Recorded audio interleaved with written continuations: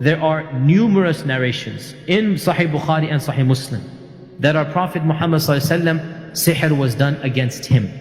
Aisha narrates that sihr was done on the Prophet ﷺ, and he began to imagine that he had done something when he hadn't done it. The Prophet ﷺ would wake up in the morning believing that he needed to do a ghusl. Means he was intimate, but he had not been intimate. So shayateen especially love to play with this area of sexuality. That's why dreams of a sexual nature, whether a man or a woman sees them, what we call wet dreams, whether ejaculation occurs or not, but all dreams of a sexual nature, all of them emanate from shaitan. And that is why the prophets, none of them can have these types of dreams. So dreams of that nature, they come from shaitan. Shaitan plays with our minds, men and women. Now of course it's not sinful, we are not held accountable for what we dream and what happens in our sleep. So in this case, our Prophet ﷺ didn't have a dream, but he thought that he had done something natural and allowed between a husband and wife. And Aisha would tell him no. And so this was the maximum effect of the sihr.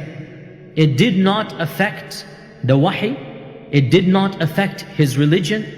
All that it could affect, and it was the most powerful sahir alive at the time. His name is Labid ibn al-A'sam. The max he could do was to make the Prophet assume he had done something halal, and he hadn't done that halal thing, right? Now had that sihr been done against another human, it might have killed him. But our Prophet the effect was so minimal that he assumed he had done something that was halal. So even the effects of sihr were not haram. The imagination that he had was halal. So Aisha says that he made dua to Allah, and he made dua, and he made dua to Allah. Then he said to me, he's speaking to Aisha, that I feel that Allah has inspired me how to cure myself, because I saw a dream that two angels came, two angels came, and one of them sat at my head and the other sat at my feet. And the two began having a conversation. So the first said, what is the problem of this man? The second responded, he has been mas'hur. Sihr has been done on him. The first said, who has done the sihr? The second said, Labid ibn al-A'sam. So the first one said, how did he do it? What material did he use? The other one replied, he used a comb and the hair that had been gathered on the comb and the outer skin of the pollen of the male date palm. And so he put some type of sihr inside this shell. The first one said, where is the sihr? And the second one said, it is in the well of Dharwan. So the Prophet ﷺ went to the place of Dharwan, and he returned and he said to Aisha, the date palms of this well, they look like the heads of devils. And the water of the well is dark bloody. And Aisha said that, did you take out that magic with which the sihr was done?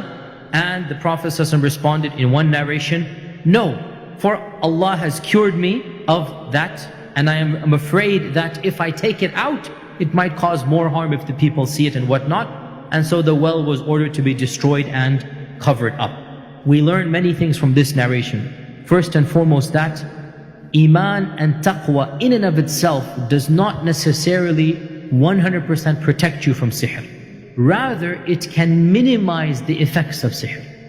We also learn from this narration that most magic occurs by using some type of body parts of the one upon whom the magic is done. So the most common things used are hair and nails, and also clothing items. We also learn that one of the main ways to combat sihr is through dua to Allah. Because Aisha says he kept on making dua, he kept on making dua. According to another hadith, the angels recited Surah Falaq and Surah Nas. And according to another narration, Surah Falaq and Surah Nas were revealed because of this occasion. So we learn therefore that Surah Al-Falaq and Surah Al-Nas are of the most powerful cures for sihr. And both Falaq and Nas basically directly or indirectly talk about sihr. وَمِن شَرِّ النَّفَّاثَاتِ فِي الْعُقَدِ. I seek refuge in Allah from the evil of those women who are blowing on knots. One of the types of sihr is to take some hair, to take some item and tie some knots and then do your incantations, similar to voodoo dolls in our times, right? You throw a pin in and you do this. So all of this is types of sihr. I seek refuge in you from the evil of those that are doing sihr.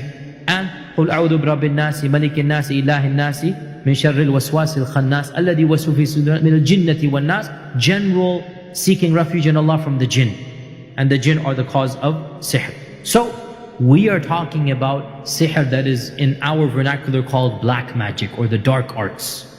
You cannot have sihr without the jinn. Every sihr has to have jinn involved.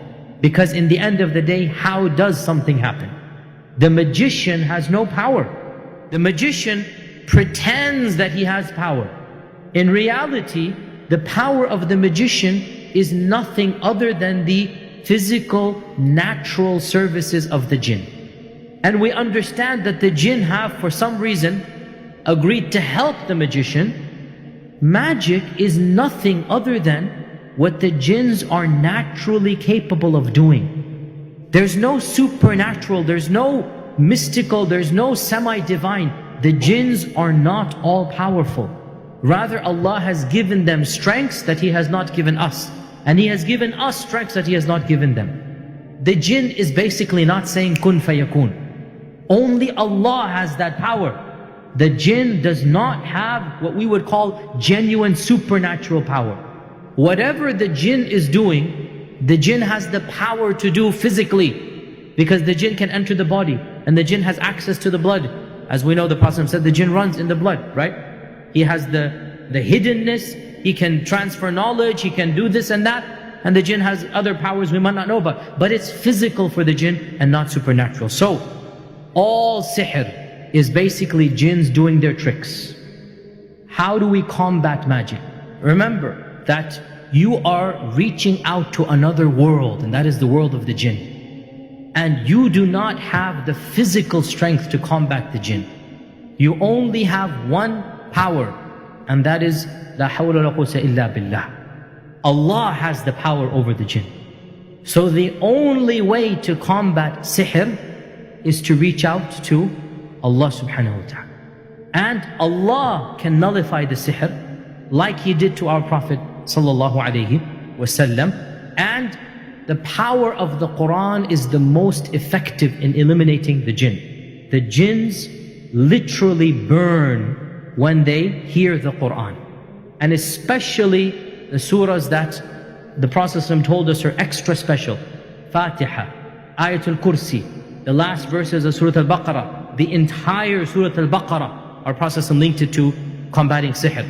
Falaq and Nas, right? All of these are especially powerful in combating sihr. Never, ever, ever fight magic with magic, because it'll only get you more magic, more sihr. Some of the things are okay to do, inshaAllah ta'ala, not a problem. So to write the Quran, and it has to be Quran, and put it in water to drink, not a problem, inshaAllah ta'ala. To blow the Quran onto something and give it to you, again, if it's the Quran, not a problem as well. Even to write Quran, as long as it is Quran, and put it on the body, but you have to read it, make sure it is entirely Quran. All of it has to be Quranic or adhkar. Then we say it's permissible. But if there's weird stuff that you don't understand, languages you don't understand, scripts and symbol, you don't understand numbers, boxes, grids, all of this is communicating with the shayateen, and it's not a part of our religion of Islam. May Allah subhanahu wa ta'ala make us of those who are protected from sihr, whom the shayateen do not harm. We ask Allah's protection, we seek Allah's protection from the evil of those who blow onto knots, and from the evil of the jinn and the shayateen.